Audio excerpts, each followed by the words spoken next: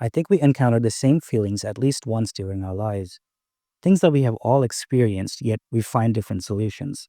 More often than not, it is these differences that form our identities, and at times it becomes really hard to be ourselves without being too attached to who we are in this sense.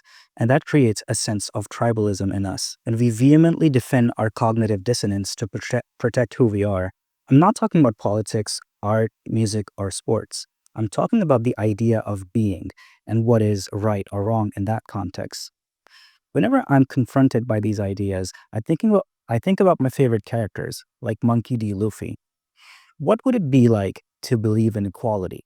True equality.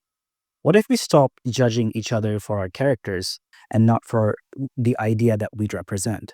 Still, it's hard for everyone to think about equality because even though we see the idea of equality as being the same, we know for a fact that some people have it better in different areas.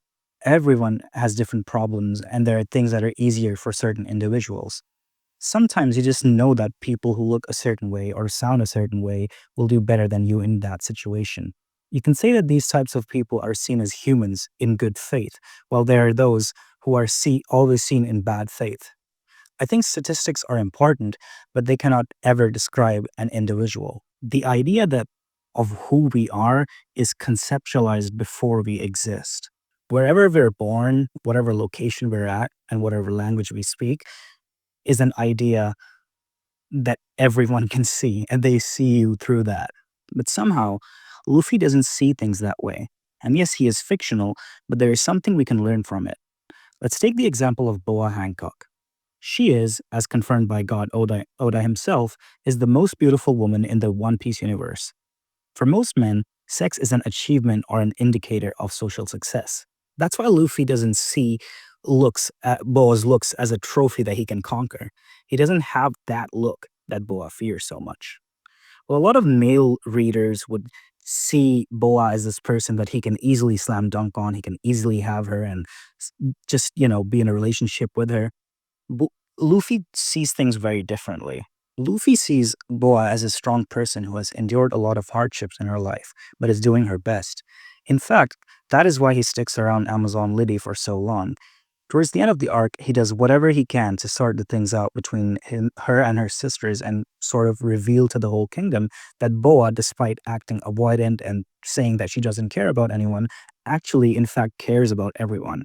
But the idea of caring for someone was taken away from her when she was enslaved. The biggest fear that Boa has, despite experiencing all the things that she does, is the male gaze. The male gaze that threatens and is entitled to what is hers. Or in other words, the kind of gaze that says that you belong to me because of who you are. It is the way you see someone and you feel like you own them. Here, I want to emphasize that it doesn't really matter how perfect things look on the outside or, how feelings are. A lot of times it's about understanding the person that's next to you. And no matter how somebody looks, it doesn't really matter because when you understand them, then you start to understand that these ideas that everyone else had put over them for being a certain way, for looking a certain way, of being of this or that gender, they don't really matter because that person is unique. They are who they are. And you can't really describe them as, somebody who fits a certain status symbol. You can't, justify them with identity. And I think that's the idea that the character of Luffy really represents in the story. He kind of looks at these people and he sees them as people. He doesn't really see them as someone who is oppressed or somebody who is being oppressed or is a victim. Or he doesn't see rulers as these evil people who mean bad things.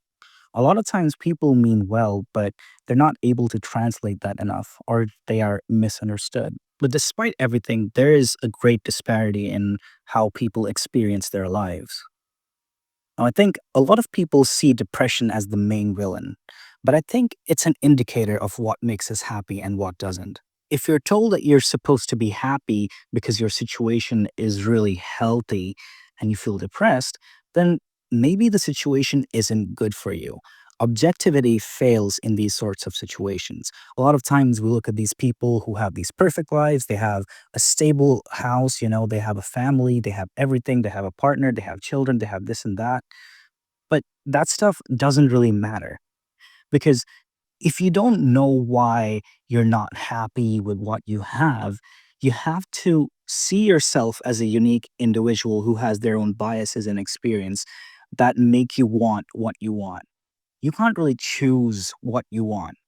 And the thing is that the more you stop trying to tell yourself what you want and start to be more attuned with yourself, but hey, if I like this, I'm going to do this, or I'm just going to do it because it doesn't really have any end result, but I enjoy it, you're going to feel happier. Now, it's not chosen by some higher power, but through how your experiences and thoughts have shaped your desires. Even though Luffy is the reincarnation of the sun god Nika, he doesn't know that. And all of his choices were never directed by fate. They were directed by himself and no one else. That's why the people of D smile at the end of their lives.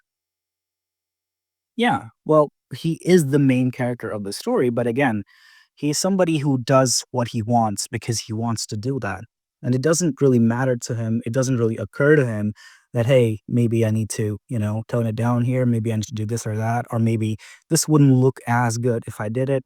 He just kind of does things because he instinctually and purely feels that that is the right course of action. Having or not having things doesn't make you happy. If connections and friendships always came easy to you, then you might not value them as much as money or fame. These are just examples, but they paint how humans can't ever be happy in a reductivist sense. What I mean by that is you can compare characters like Tama and Doflamingo. Being born with privilege or without it doesn't indicate how satisfied you are in your life, or even if you have virtue. You can be a really good person in a really messed up state. And what's the point of that? You know? Or you could be this person like Doflamingo who was basically born into the utmost privilege possible, but he still wasn't happy because his father was kind. Now that's a whole discussion for another video.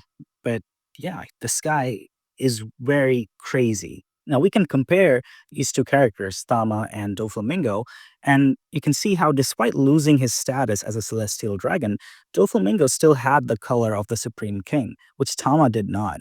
She did not possess the power to escape tyranny and subjugation the same way Dofi could. That's when you think of Luffy, who wants to be the freest person on the planet, the king of pirates. Now, again, it's more about how whenever someone tells you that you can always do better, you can always be happier, you can always have more, you kind of have to learn how to define better. What does better mean? Does better really mean something? Like if you have a car, do you really need a bigger car? If you have friends, do you really need better friends? Where is the point where you say, this is good enough and I don't need better? Because there's always going to be something better, right? But from the angle of these characters, if you look at Tama, she doesn't really have the option to do better because she's living in a country that is being terrorized by Kaido. She does not have the option of doing better, and she has to force herself to be okay with what she has. And I think there is a certain way you can see this because even if you have everything, even if you're like Doflamingo, it's not gonna make you happy because you can always have more. That's a state that you can never truly achieve of having everything. And on the other hand, if you're like Tama and for you, you have like these smaller goals or smaller things that you're looking forward to, maybe just having soup, you know, that you get to have the fancy soup every weekend, maybe that's something that can make you happy. It's more concrete. It exists in reality compared to, just wanting fame because fame or wanting money because money, you know?